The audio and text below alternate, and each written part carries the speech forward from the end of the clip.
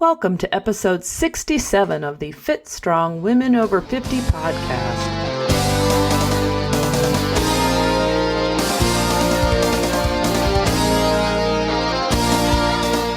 Welcome to the Becoming Ellie Community Podcast. I'm Jill. And I'm Chris. We named the community for our podcast Becoming Ellie because Ellie is the Norse goddess of aging. And when she was challenged to a wrestling match with Thor, she surprised everyone by winning. Yeah. So we decided we wanted to be fit and strong as we age, like Ellie. I feel like today's guest is a good person for us to talk with for any number of reasons. Tim James gives us lots of great information today. So remember, we are not doctors, we are not dietitians, we are just people working on being fit and strong like everyone else. If you need medical advice, consult your doctor or medical team. We have lots of information to cover today, so let's get to the podcast. Tim James made big changes in his life after suffering from multiple health issues and the untimely death of his younger brother. Tim's mission is to help people change how they feel by understanding the world beneath their skin. And he is actually a podcast host himself. You can find him on the Health Hero Show. I'm sure we'll talk a little bit more about that. Welcome, Tim. Hey, ladies. Thanks for having me on today. I really appreciate it. It's great to have you here. It sounds like you've had quite the journey. Can you tell us what the big changes were that you made in your life? Sure. Well, to tell my backstory a little bit, I grew up on a small cattle and hay farm over in eastern Oregon, which is pretty much like Montana. My best friend was a rodeo star, and we had horses and ducks and chickens and cows and rabbits and, you name it, pigs, and we had it all, cats and dogs between the two farms, me and my buddy Mike. And I grew up hunting and fishing a lot. So fast forward until I was 37, I found myself about 38 pounds overweight, eczema on both of my elbows, a huge patch of eczema on my knee, another skin issue on my shoulder. Wasn't sleeping well. I was very tired. I could barely move, basically. I was just tired. I'd walk the dogs because I had to. And this was hard for me because, again, I'd played baseball at a high level for 30 years, and I'd always considered myself a high-level athlete. And all of a sudden, I was just like, it was embarrassed to take my shirt off because I had all the skin issues. My elbows would crack and bleed, and it got worse, because you'd ruin your shirts and, people's couches and stuff like that with blood. It's embarrassing, right? Right. And then I started bleeding rectally when I'd go to the bathroom. But I didn't tell anybody about it. And this went on for about 2 years, just hoping it would magically go away, not making any changes. Didn't know anything about health. I thought I did. It was like, eat more protein for muscle. And, so I'd get extra chicken in my chicken teriyaki bowl, or, I want strong bones, so drink a lot of milk. So I just ate a lot of ice cream because I knew it was made out of milk, right? So it's really smart. I love that ice cream diet. Oh, God. Actually, I would pour milk on the ice cream and make like a slushie out of it. And it was like heaven. I didn't understand what I thought I knew. I thought I understand fitness, but obviously it wasn't working for me. And then the doctors would be like, oh, you need to get on Prilosec for your heartburn. Cause I was like eating Tums and Rolaids. Like I had acid indigestion, like 24/7. It was miserable. I had them in my car, my office, by my couch and watching TV and stuff. And it sucked. And then I was finally on a vacation with my family. And we planned it, everybody's involved. My wife's dad, who had never had a vacation, like 30 years, being a doctor, running this big clinic in Lima, Peru, he finally got to get away. And on that vacation, I had to be basically life flighted to Lima, to his clinic, to get emergency surgery and have an organ removed. So I ruined the entire vacation for everybody. And that's when I realized that my poor health didn't affect just me. It affected everybody else around me. I completely ruined everybody's vacation besides mine, right? But I still didn't know what to do. So that sounds very traumatic. You look forward to something for such a long time, and then, especially when you consider yourself an athlete, that's hard. And you were in Peru? Yeah, and we were in northern Peru, just south of Ecuador. We were in this, okay. It was out in the middle of nowhere. We're on this beach where the seashells on the beach looked like they should have been in a museum, and they're just everywhere. And they're just gorgeous, beautiful. People aren't picking them up because they just leave them. It's like there's not that many people there. And it's like, wow. I picked up a couple, and they're just awesome. I wanted to bring them back. It was unbelievable. It was just an unbelievable place, and we had to leave. So that sucked. And then, move fast forward. And then I had a friend of my baseball team, Kalei Mahoy, got diagnosed with cancer at age 40. Now, this is the first time this had ever happened to somebody my age. Usually, my grandma died of brain cancer, horrible. And then my aunt died of melanoma, which was terrible too. So very painful, chemos, surgeries, radiation, that kind of stuff. And they end up passing away. But you don't think much of it because you think, well, when people get old, they die of something. So then but Kalei's like 40. It's like he ain't supposed to get cancer. It was horrible. So he ended up passing away, 80 pounds under his weight, left 3 little boys behind with no insurance. We did a fundraiser, and it was a sad deal to see all of us, macho guys at this funeral just crying our eyes out. It was terrible. So I love the guy. He's fun, and he's not there anymore, and there's no daddy for the boys. So that sucked too. And then right after that, a few years later, my friend Charles gets diagnosed at age 43 with chronic lymphocytic leukemia. It's one of my best friends. I'm just thinking, geez, what is going on here? It's like I'm starting to freak out because I'm like, I'm bleeding, right? I'm bleeding like on my elbows and in my stools. And Charles said, hey, look, they don't really have anything for me up here at OHSU, which is this hospital up here. He said, when my type of cancer, they'll hit you with chemo. And then if it gets bad, and then it'll knock it back a little bit. But then when it comes back the second time, there's not much they can do. And then they'll put you on experimental drugs. So hopefully we'll find a cure before you die. And that was his proposition. He's like, the heck with this. So being an entrepreneur, unfortunately, he was going through bankruptcy. His business was failing. He's got this cancer diagnosis. He's just like struggling in all fronts. And he said, hey, I'm going to go to this. He called me into his office, broke the news, and then said, hey, I'm going to go to this natural healing place in West Palm Beach, Florida called the Hippocrates Health Institute. And I was like, wow, okay. And he's like, will you go with me to support me? And I was like, sure, man, whatever you need. And I was wanting to support my friend. Little did I know what I was going to get into would radically change my life forever. And then on the plane flight there, he's like, hey, by the way, there's no meat, there's no dairy, there's no salt, there's no sugar, there's nothing cooked over 115 degrees. And I'm thinking, what? I mean, I didn't even know what he was talking about. Like, what am I going to eat? I'm freaked out. So nobody could have got me to go to that place. Nobody except for him in this situation. Till he was on the plane, right? Yeah, because it's like my whole life was meat. I mean, we had a meat saw, we had a meat grinder, we had meat hooks and racks, and we made our own sausage and hamburger and jerky, and we had smokers, and I kept 5 freezers full of meat. I mean, it was like that was my life, and I had thousands of dollars of hunting and fishing equipment. I was a complete redneck. And you grew up on a farm. Yeah, so now I'm going to this place where there's no meat. And no dairy. And no ice cream. Yeah, so I'm like freaked out. So we go there, and day 1, my acid indigestion was gone. They started giving us this purified water with lemon and lime juice. We started drinking these fresh green juices that had sunflower and pea sprout juice in it and cucumber and celery juice in it. And then they put us on raw living foods, sprouted nuts, sprouted seeds, sprouted grains, sprouted beans, sunflower sprouts, pea sprouts, alfalfa sprouts, broccoli sprouts, radish sprouts, red clover, sprouted lentils, sprouted mung beans, sprouted aduki. I mean, it was just this whole smorgasbord of this sprouted stuff. And I'm still like, this is weird. So I piled my plate like 10 feet high because I thought I was going to starve to death. I could only eat about half of it. And then I felt terrible because I was throwing a lot of it away. And then the next day, this chef was like, yeah, a lot of people come here and they freak out and they eat a whole bunch, but they can't.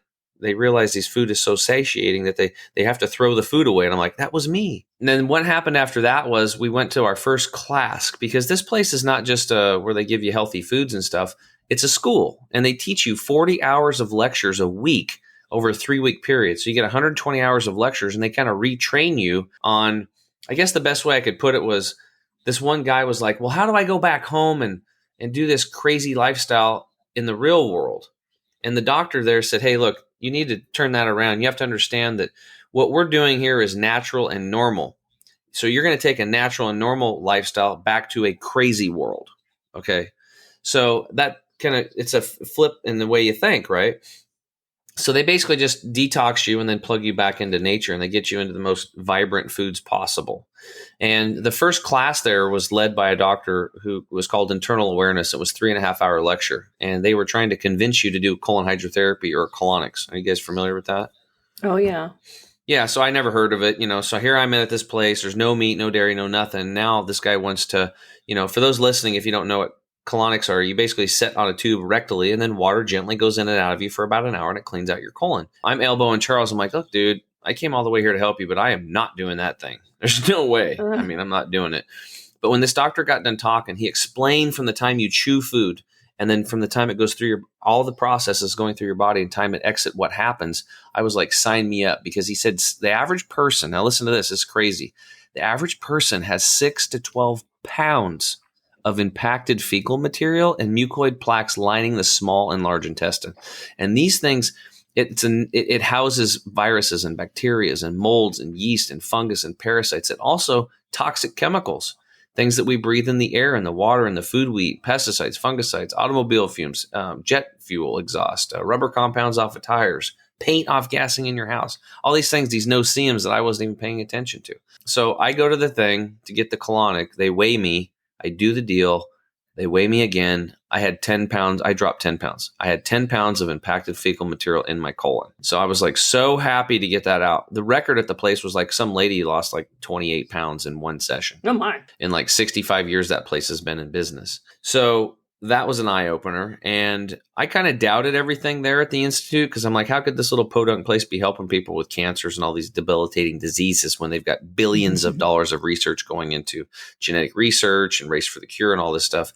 But the reality is that I went around interviewing everybody, and people were getting better. And there was a lot of people that had healed already of these catastrophic diseases, and they were back just for a refresher, or they were bringing their family or friends or a friend that had cancer or something like that to help them. Is that how you eat now? Lots of sprouts, no meat, no dairy? Yeah. So what I did was I looked at Charles and I said, hey, Bat, this is the fountain of youth. I can't believe we found it. And I cannot believe I'm going to tell you this, but I'm going to go all in. I'm going to eat all plant-based except for bacon. I'm going to keep that. And I thought I could, make that work on everything. Mm-hmm. And then I read the China study it's a book by Dr. T. Colin Campbell. I really suggest people read it. Most comprehensive study on nutrition ever done on real people, over like 650,000 researchers into this thing. It's ridiculous. You read the book, you'll see the story. It's amazing. There was these 300 or so young soldiers came back in their early 20s from the Korean War, and they dissected their hearts because they were deceased from war. And like 73.6% of them had severe onset of heart disease already in their 20s. And it was from overconsumption of meat. So nobody ate more meat than me. So I got scared and finally said, okay, I'll give up the bacon too. I was surprised you were still eating bacon. Yeah. Well, I'm addicted, and emotional. I was addicted. So, and I'm not saying for those listening, you have to give up meat entirely to do any of this stuff. I'm just saying that's what we did, because that's what they recommended for Charles, because he was in the conquest of disease. So a plant-based lifestyle would be really smart to do for 2 or 3 years to heal. And then if you want to go back and introduce a little bit of meat, fine. But for those listening, just add more plants into your life, and the fresher, the better, and your health will improve. So I come back, we start doing this. In a little over 2 years, Charles heals himself of chronic lymphocytic leukemia, this supposedly incurable blood cancer. And in 60 days, I lost all the weight. My eczema was gone on my elbows. My knee took 8 months to get rid of that patch, but everything else healed up. And I've been able to maintain this lifestyle for going on 10 years. And I'm 47 today. My skin's amazing. I look healthy. I feel healthy. I went trail running this morning in these grounding sandals that I just bought. Now it's a game. It's like, how healthy can I get, and how young can I look, and how good can I feel to be a representation of ideal health for my children and for the people around me, again, to give them permission to do it if they want to, not that they will, but that's what I like doing. I like to inspire people. And I tell you what, waking up every morning and feel good is all I care about. It's important. It's just really important to me. And I've actually been able to walk away from my financial services business and turn this into a lifestyle and start coaching other people and help them with the detox products and stuff like that. Wow, that's quite the journey. Yeah. So our audience is primarily women over the age of 50. Mm-hmm. And while we continue to work to stay fit and strong, many of us are dealing with a variety of health issues. And I'm wondering specifically, what can you tell us about reducing pain and inflammation? It's really interesting. I started teaching these health classes at my home and feeding people. And I did this for 5.5 years. And literally thousands of people came to my home. 75% of the people attending my classes were women. So what I realized very quickly was that women are smarter than men, because they just they're the ones kind of leading the family. They're the ones, a lot of them preparing the food, and they want to do good things for their husband and their kids, their children. Well, I'll take that we're smarter than men. I don't think that really leads to that conclusion. I think we do take care of the family, though. I do agree with that statement. Yeah. But I hate to say that we're smarter than men just based on the fact we showed up. Well, I don't know. I thought, because what I was learning, it makes a lot of sense, right? And I'm like, this is smart stuff that I learned, and I changed my life with it. So I'm like, I have to tell other people about this. And the women were the ones that were showing up. I literally had one guy one time. She's like, I said, "Where's your husband?" She's like, "Well, he decided he's not going to come in." I'm like, "What are you talking about?" He was scared to come in and have a raw living food dinner, so he just sat out in the truck the whole time. You know, and it was crazy. I mean, so men are just really stubborn. I just want to give some kudos to the women, because that's the reality. I mean, I just believe that they're a little bit more open. We'll just say that. And maybe a little bit more intelligent when it comes to loving self. Okay. Anyway, so you asked a question about inflammation. Number one for inflammation is water. You know, that's one of our core 4 secrets. The first thing that we get people to do is drink half your body weight in liquid ounces of, keyword here, purified water daily, not filtered. But if filter's all you can do, that's fine. But get your water purified, because the water is so polluted today. All water, it has to be purified, and triple purified is better. Now, if you live in the city, then and you're on tap water, that means your water is going through a very high pressure system, and those water molecules get kind of coagulated, or they get large, stuck together. And it's like your intestinal tract is like a chain link fence, and these large water molecules basically are like bowling balls. They don't go through. So you end up drinking a lot of water, but you just pee it all out. So you need to get restructured water to make the molecules very tiny again. So then it'll go, like it's like sand going through a chain link fence, and it goes into your system. And this is a huge difference, because we have got to get water into the cell so that it can burn calories effectively. We have to get water into the cell so it can be in the bloodstream, so it can be transported to reduce inflammation in the body. We have to get water into the bloodstream and stuff, and into the lymphatic system, in order to remove garbage and waste from the body. So water is like, you know, it's what your body's mostly made of. And what we found is that less than 5% of people are in America, around the world probably too, are drinking, only 5% are drinking adequate amounts of water that the body needs. So the rule of thumb we use is half of your body weight in liquid ounces daily. So if you're 150 pounds, that would be 75 ounces a day. If you're 100 pounds, that would be 50 ounces of purified water. And if you're in the city, restructured as well. And I think that is an absolute game changer. Not that it matters, but one lady did this one tactic, and I saw her at a yoga studio later, 8 months later. I was teaching another course, and God, she looked different. I thought I recognized her, but I don't know what was going on. She looked familiar. I said, "Do I know you?" And she's like, "Yeah, I was at your class like 8 months ago." And I was like, "Oh yeah." And I was like, "Well, you just look different for some reason." She's like, "Well, I hope you noticed." She's like, "I've dropped 50 pounds. And I was like, "Whoa." Oh my. So now everybody's paying attention, because the class was getting ready to start, and people are like, I said, "Well, what did you do?" And she's like, "Well, I did what you told me about the water." She said, "You gave me so much information. I figured I'd just take one thing." And I ran with the water. And instead of drinking coffee in the morning first thing, I started drinking lemon water. And then I did my best to drink half my body weight in liquid ounces. And she's like, the weight just came off. And I was like, wow, that's fantastic. I was like, well, what'd you come back for? She's like, I'm here to learn more. And I'm like, okay, write this down, you know? And then I told her, chew your food until liquefied. Very important. So that's our core secret number 2, which is to chew your food until liquefied, to preload your food with those digestive enzymes, amylase and lipase, to digest your carbs and your fats. If you don't do that, you're going to get gut fermentation and gut rot. So you have to chew your food really well to do that. And you'll have a lot less effort used on a daily basis to digest your food that way. And you'll get good assimilation and digestion. So fermentation and gut rot is another thing that leads to inflammation. So drinking lots of water is good for that. Getting a lot of good sleep is good for inflammation.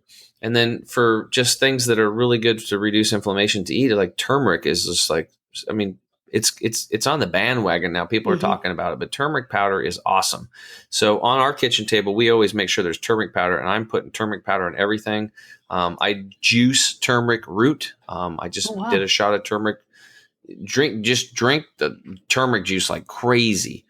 Do that. I mean, it's so good for you. And especially if you're juicing, or, you know, put turmeric powder in all your food. I have heard that Putting that in your eggs definitely helps your joints. I've heard that for a long time. Yeah, that's really anti-inflammatory. CBDs, if you get a good quality CBD, those are fantastic for reducing inflammation.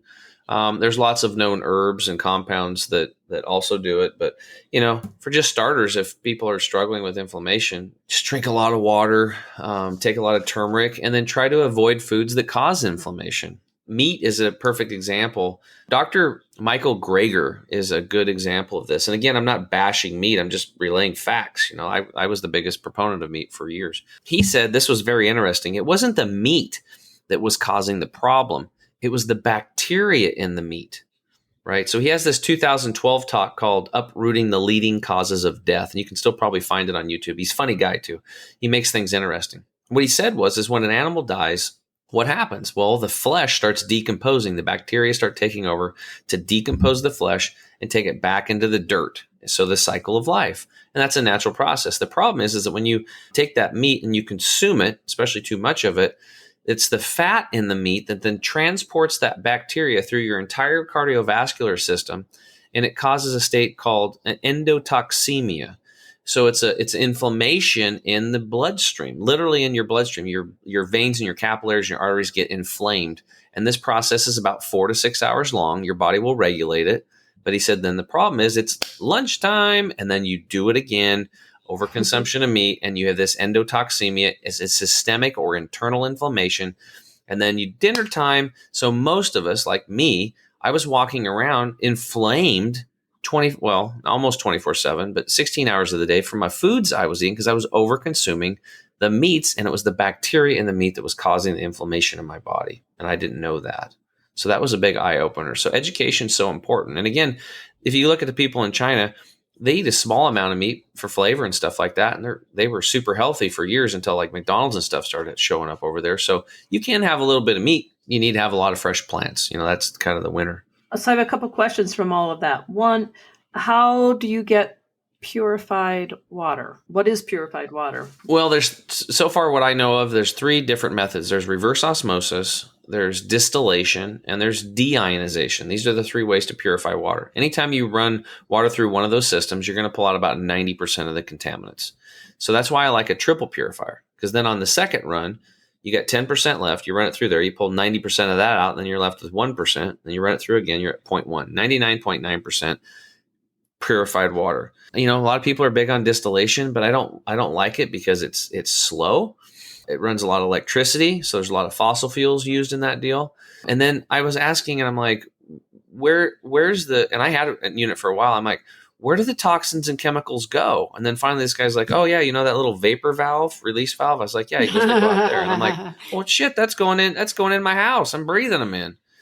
So I didn't like that. And plus it was a pain in the butt to clean. Oh. It really was. It was a lot of work. So I have a triple purification system now that is a special reverse osmosis screen. Then it goes through a deionizer and then another deionizer. And there's like 2 pre-filters. It's like a 16-stage system. And then after that, I run it through this system that actually will restructure the water and make it really small.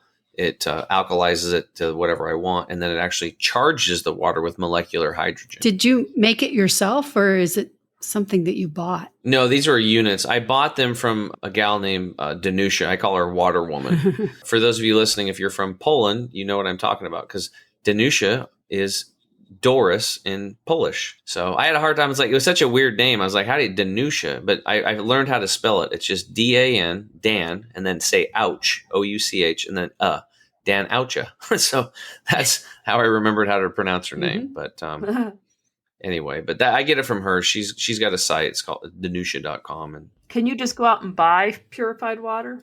Yeah, you can. And for those on a budget, what we recommend is that you buy gallon glass jars, and then you go to your grocery stores, and around the United States between 25 cents and 44 cents a gallon, you can get single purified water. And typically they have different options, whether it's reverse osmosis, distillation, or deionization. And that's probably the best way to go for somebody on a budget getting started. All right. And then the other thing was, you mentioned in that your 4 core secrets, and that the one was drinking the water. Yep. 2, chewing your food until liquefied. Okay. And sleep. I got that one. That's my favorite. Yeah, sleep's important for everything. Sleep's important for everything. It's usually the last thing to fall into place. Like when we're doing our coaching program, the two benchmarks that I'm looking at to see if you're improving or not are your sleep patterns and your quality of sleep and your bowel movements. If we track those two things, and if those two things are improving, then you're getting better. It's really interesting. Going back to those core four secrets, think about this. Less than 5% of people are drinking adequate amounts of water, yet our body's made of that, the most important nutrient. Number two, less than 4% of people are chewing their food well. And how many people are depressed out there and on depression medications? I learned this from Dr. Gabriel Cousins. This is a guy that's like 80 years old and can do 30 pull-ups. That's a person to take notes from, okay? He's getting real results in the real world for himself. He said that when you chew your food well, you're stimulating the meridian points in your teeth, and you can uptake your serotonin or your happy juice up to 500% by chewing your food well. Wow. Not being a doctor here, but always consult your physician, but ditch the pills and chew your food really good and get happy. I mean, this is your body knows how to make this stuff. I mean, you can't manufacture in a laboratory something better than what your body's naturally designed to. So I'm really excited about that. There's so many reasons to chew your food well. I mean, I actually saw all that enzyme production that I was talking about. I read a story years ago about somebody that was in the Holocaust, and they were in a concentration camp. And this gentleman didn't lose weight like everybody else. And guess what he was doing? He was like chewing each bite like 200 to 300 times. Yeah, go home and try to do that. I could barely get to like 80 or 90, and then it was just like, where did it all go? But what was he doing?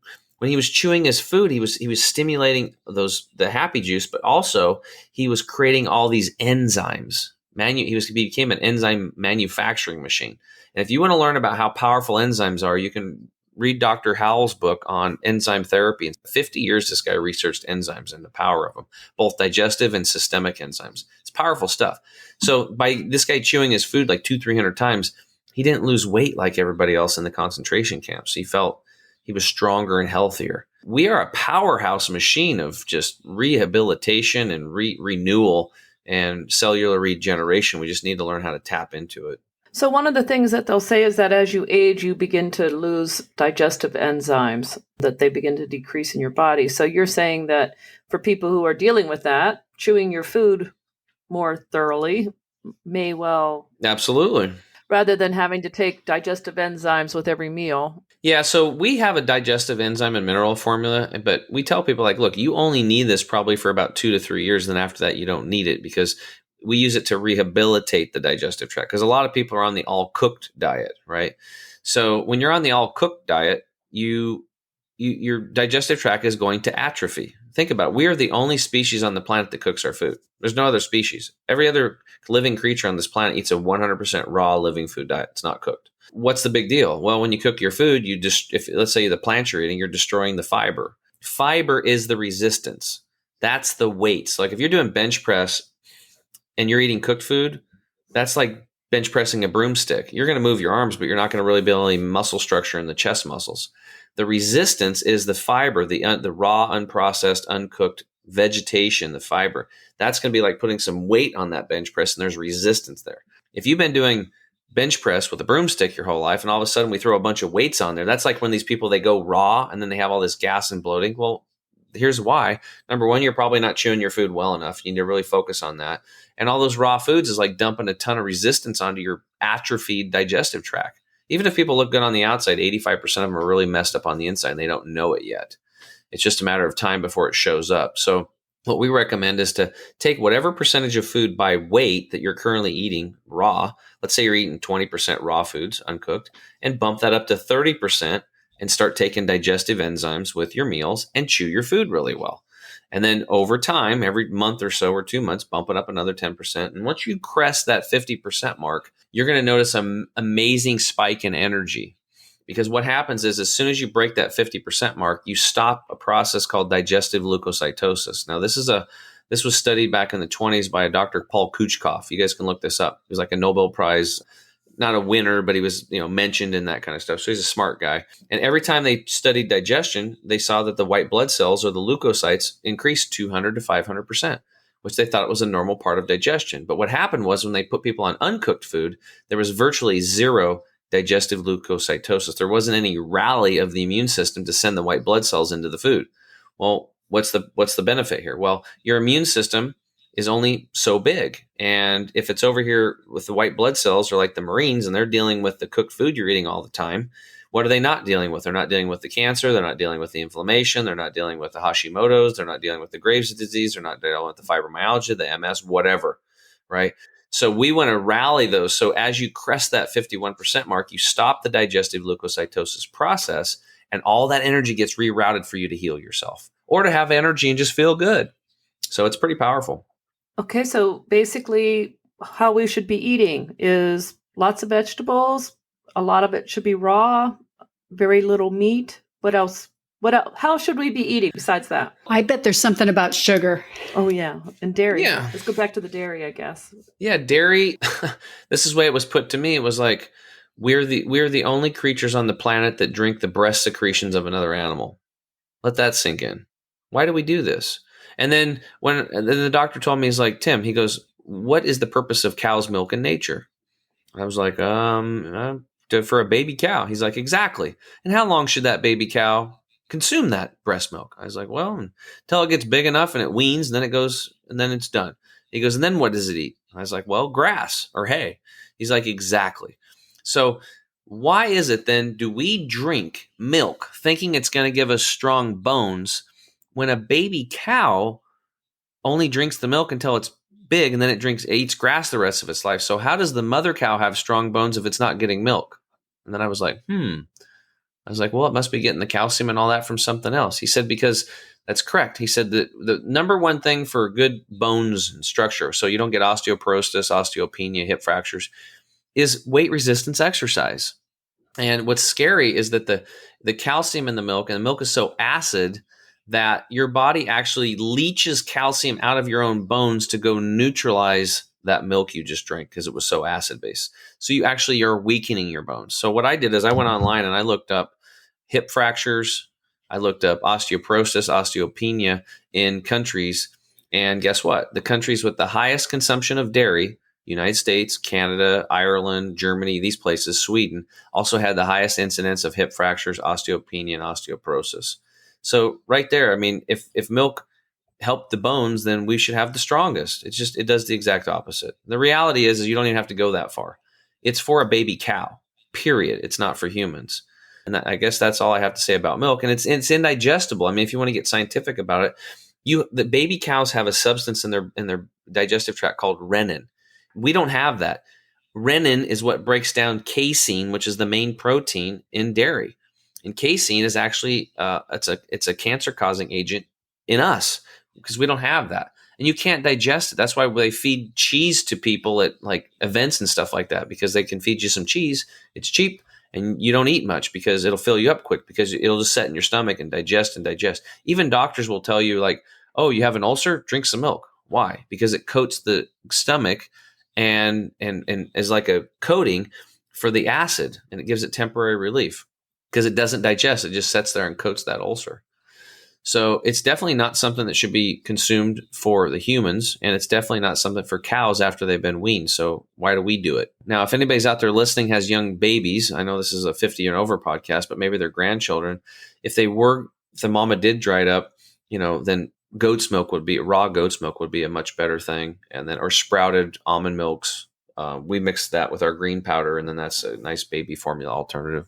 Wow. Okay. I wanted to ask about losing weight, but I also wanted to ask you about the supplements that you talked about. You mentioned to us that many supplements have. Can you just tell me about what's wrong with supplements? Yeah. Or many of them? Yeah. So as a health coach, my clients were relying on me. Plus, I wanted to have this stuff for myself. So when I left Hippocrates Health Institute, I said, look, I'm going to heal myself with whole foods, period.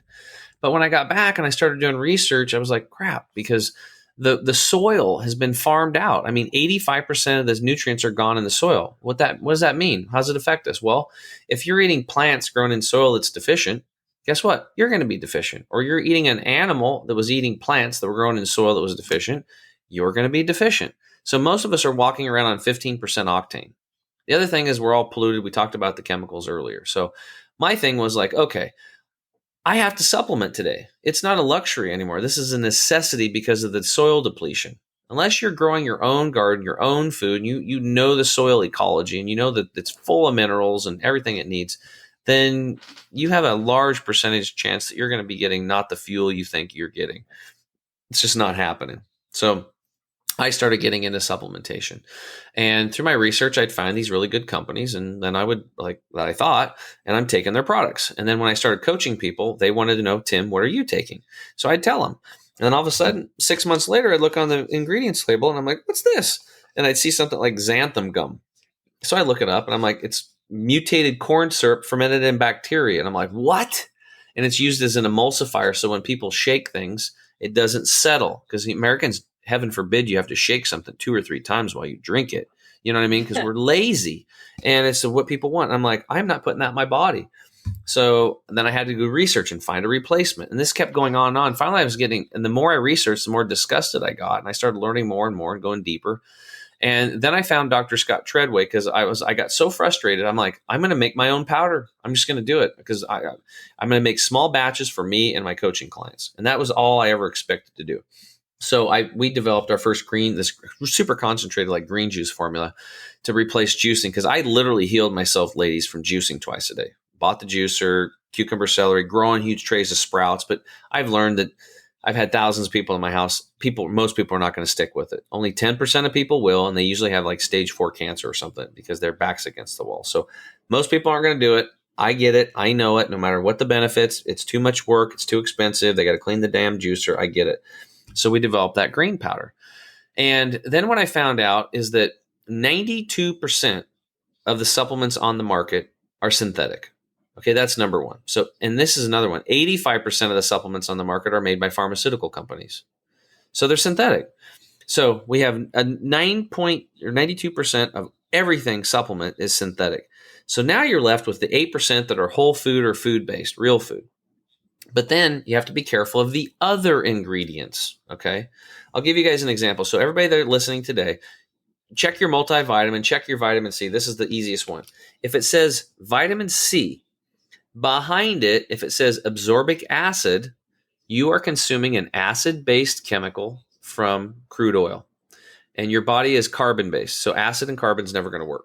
It should say in parentheses behind that vitamin C, from the amla berry, or from the arceola cherry, or from the camu berry. Now you know you've got a whole food source. Okay, so if all your ingredients are whole food, boom, that's great. Check that off. Now you have to check out your other ingredients. And you have to look for things like magnesium stearate, silicon dioxide, dicalcium phosphate, and some forms of silica. These are binders, fillers, and flow agents. So the problem with this is you get somebody like me and they get a formulator, we make a nice whole food, real food supplement, and then we send it off to a manufacturing lab, and they use these super fast encapsulation machines, and they have to put these flow agents in it to make sure that their encapsulation machines don't cake up for business and for production. The problem is you've just put a toxic chemical into your body every time you take that supplement, even though it's okay by the FDA standards. So the reality is like silicon dioxide is a level 3 toxin on the EPA's toxin list, yet it's allowed in most supplements. This is the thing that's mind-blowing to me. I couldn't imagine if you had a world recipe brownie recipe and you put a little cat poop in it. Would you want to eat that? No. That sounds disgusting. Right. It sounds gross. You're not going to eat it. You're going to be like, that's gross. You know, and it's like, now if that cat was eating organic, non-genetically modified mice, I would rather eat that brownie than what's in those supplements, because these supplements are highly toxic. And I mean, what's more sacred than what you put in your mouth, for God's sakes? So I got really frustrated with this. And then the other thing is that it's even worse now. So what they're doing in some of these supplement companies that say organic on the labels, they don't even have to tell you, is that they feed a yeast, because yeast is a natural substance.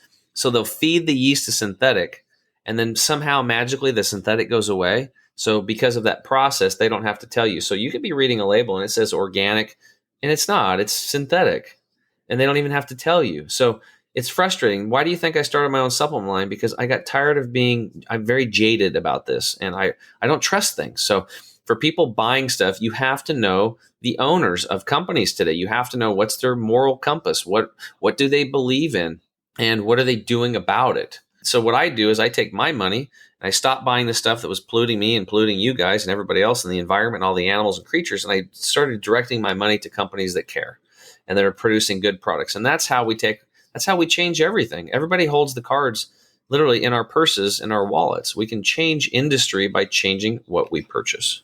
Well, definitely money talks. So you're right. What we buy does affect. I mean, that's a big thing. That's the one way we actually have to make some changes. So some of us would like to lose weight, and do you have any recommendation on what we might do? Yeah, I think the first thing that is of the utmost importance when you want to lose weight is to be able to look at yourself in the mirror and love yourself how you are right now. That's the most important thing.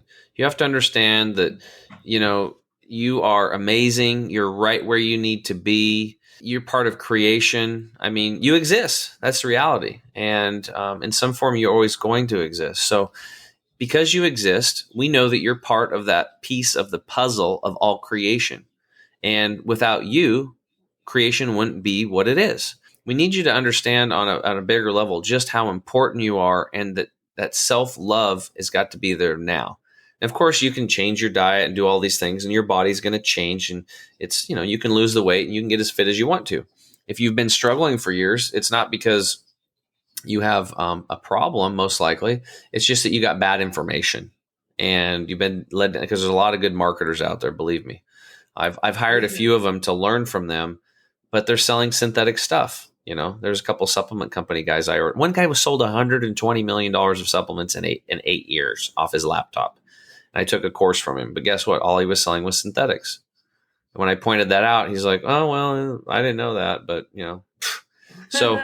So loving self is really important for losing weight. Now, after that, if you want to get into some of the basics, drinking the water, chewing your food until liquefied, going to that core secret number 3, avoiding liquids with meals. This is very important. Now that you've preloaded your digestive tract with all those enzymes, you don't want to dilute them because you'll go right back to fermentation and gut rot.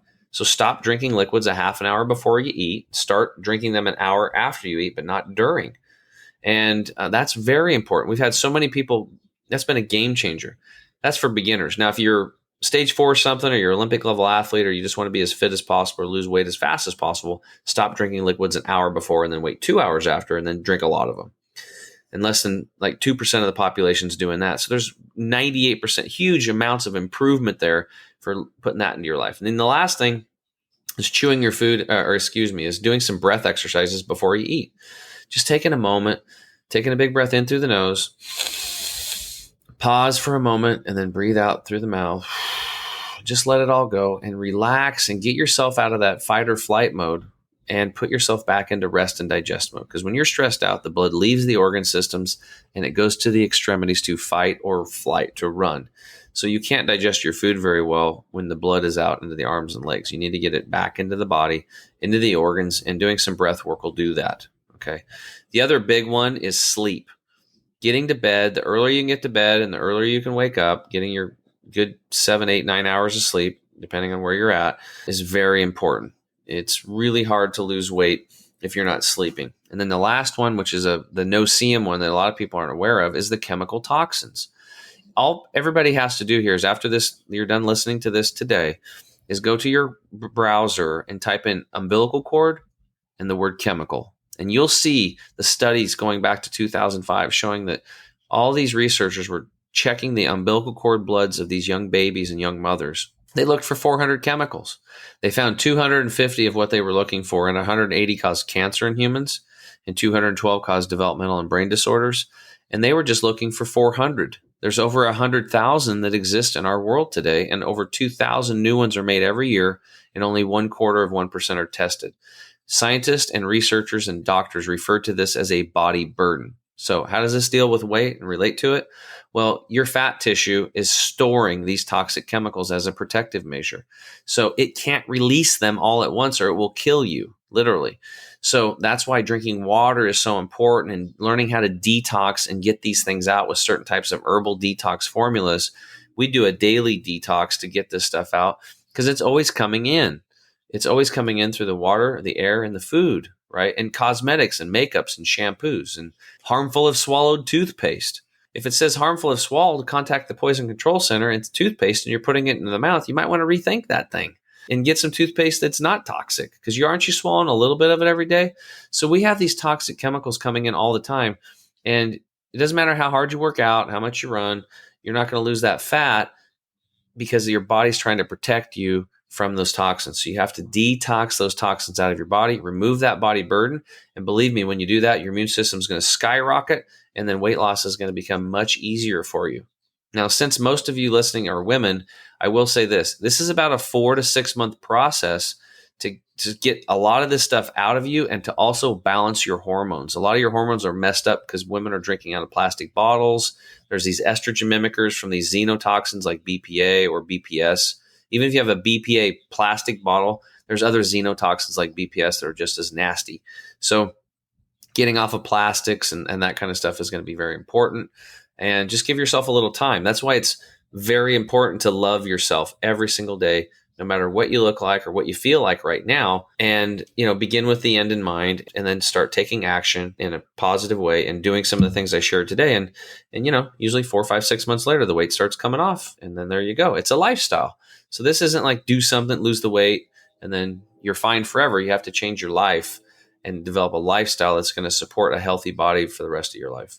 So in the time frame that you've maintained your weight after, doing this seminar, and I think you said it was quite a few years, you always use glass containers when you cook? Yeah, I just use like mason jars. And then for cooking, I got some Salad Master. It's a titanium grade, but I don't cook that much anymore. So I use it to heat up tea or hot water. I have one pan. I mean, I eat very little cooked food, probably 10% cooked, maybe 20% depending. You don't use a microwave? No, that ain't happening. If somebody turns a microwave on in the room, I leave the room. I'm not going to even be in the room, because that stuff radiates outside the microwave too, not just inside. So they knew that stuff was toxic. Microwaves were bad back in the Russians knew that. I saw a study on that. So if you want to do your own thing at home, you can boil some water in a microwave, watch it until it boils, and then take your least favorite plant and water it with that water, and the plant dies. So what does that tell you? I mean, it's like it scrambles the molecules and everything. And a lot of people don't know it. If you cook something in a microwave for 4 minutes, it's going to continue cooking for another 4 minutes outside of the microwave. So if you wait 2 minutes and it kind of cools off and you start eating it, that stuff goes down into your gut and you're cooking your insides. It's still radiating. So it doesn't make sense. There's no microwaves in a tree. It doesn't make sense in nature. So this is everybody's problem. People forget that we are nature. Okay. We're nature. We're disconnected from it.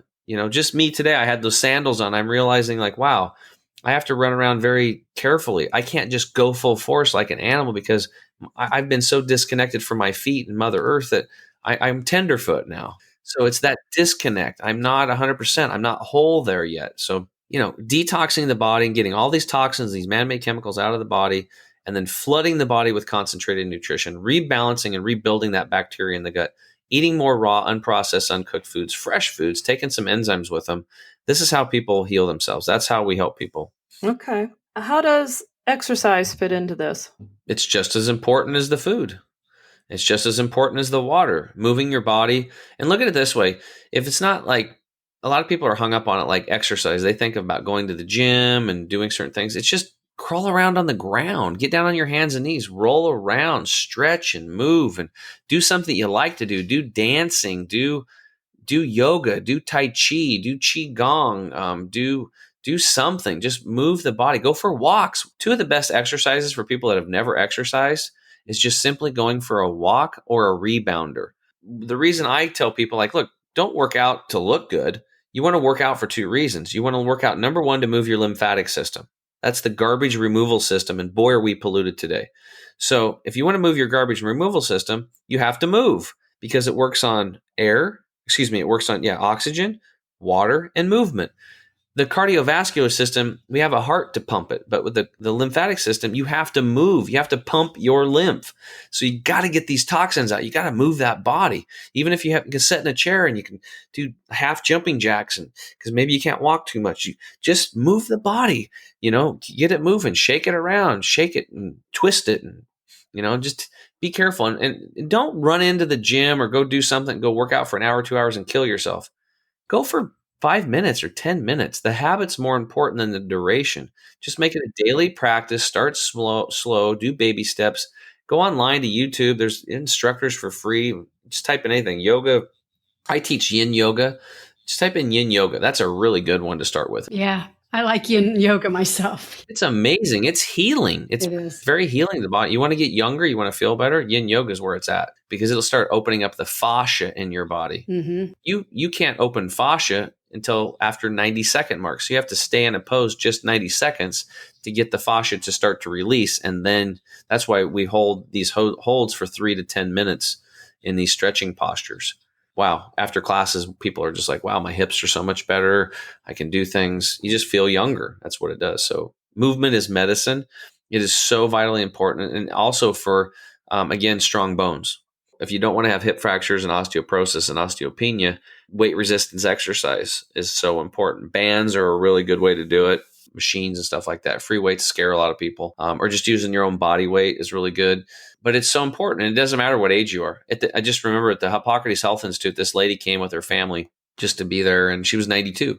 And they measured her bone density before and after. She was there 9 weeks on the program. She'd never lifted a weight in her life. And she increased her bone density by 26% in 9 weeks. Eating the foods we discussed and then doing weight resistance exercise. So it doesn't matter how old you are, your body, your immune system is your best friend. It's ready to heal at any time. You just need to change the environment and get it back to nature and allow it to do its thing. Wow. Yeah, that's great. Well, our podcast is all about being fit and strong, and everyone kind of pictures what fitness is, but how do you define fit? I said I would define fit as being able to do what you want to do when you need to do it. Let's say, you're walking with your grandchild and they see a little butterfly and they start to run towards a street and you can run over and grab them and protect them.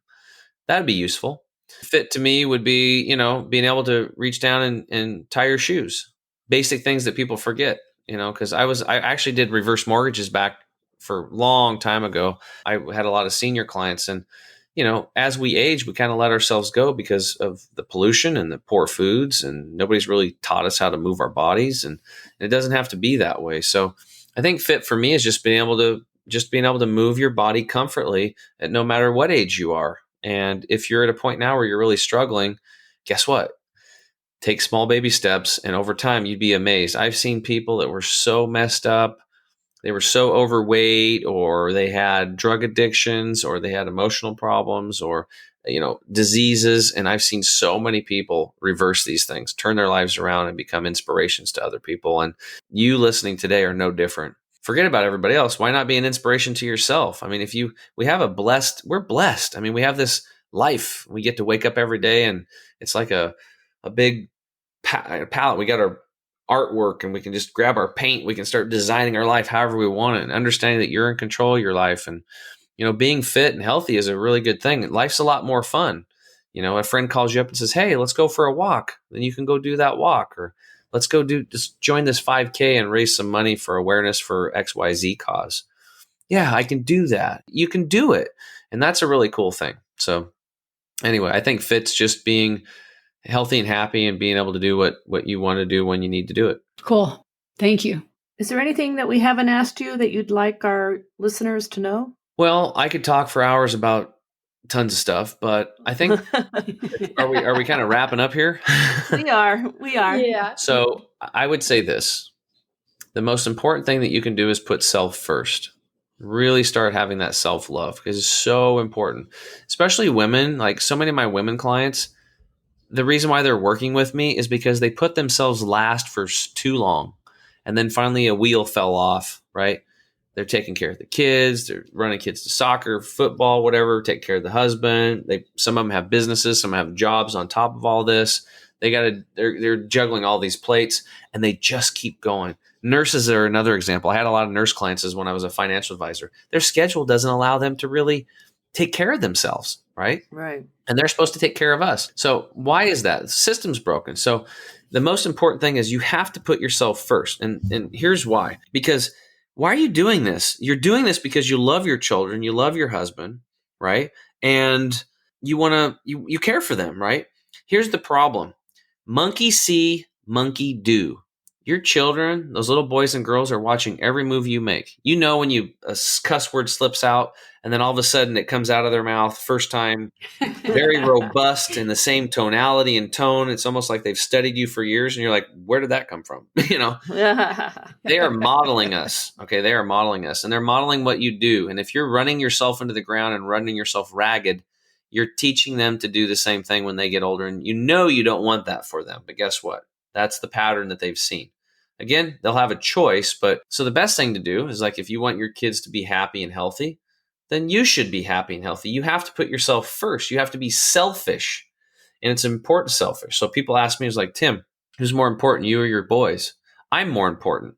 No question. I put myself first. I put myself in front of my children. Why? Because I want to lead by example so they put themselves first and keep passing that down the line. It's not that like, of course, I will jump in front of a bullet and take a bullet for my children because I love them so much. But for me to lead them, I have to be doing it myself.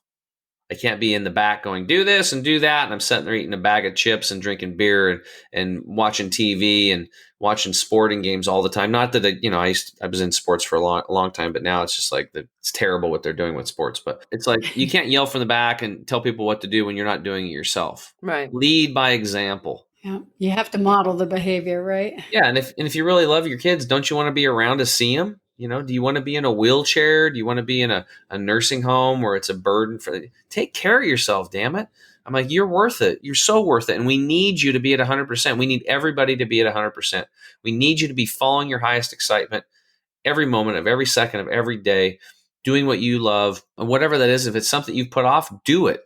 If you're really good at something, then go do it. Go start that business. Go out and start your garden or whatever you want to do. Don't wait around for other people. Make it happen. Having good health, having a good body, and taking care of self is the vehicle that's going to allow you to do all these things that you want to do. That's great advice, Tim. If our listeners would like to get more information about you and some of your things, where should they go online? Well, they can check out my podcast. It's called The Health Hero Show. I have a lot of good information on there. It's all free, and we've got some great guests, unbelievable ones, actually.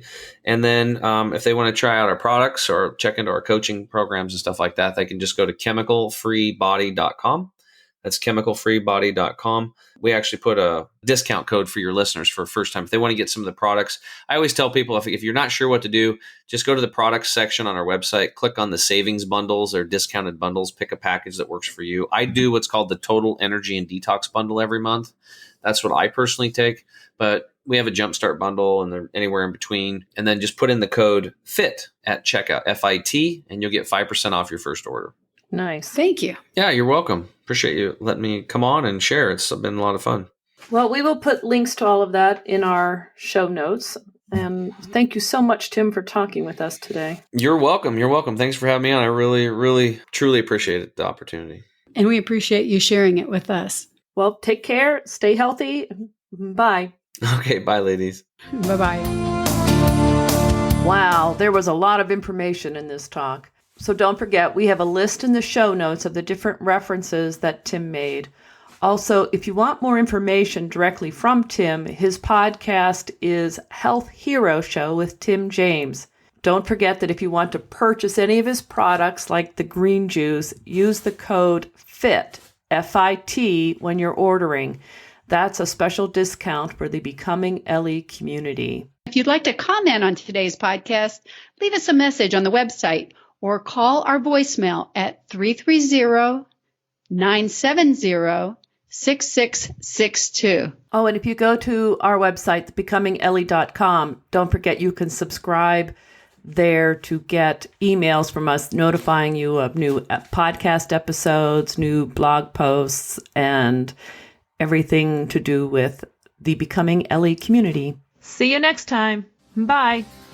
Yes, bye-bye.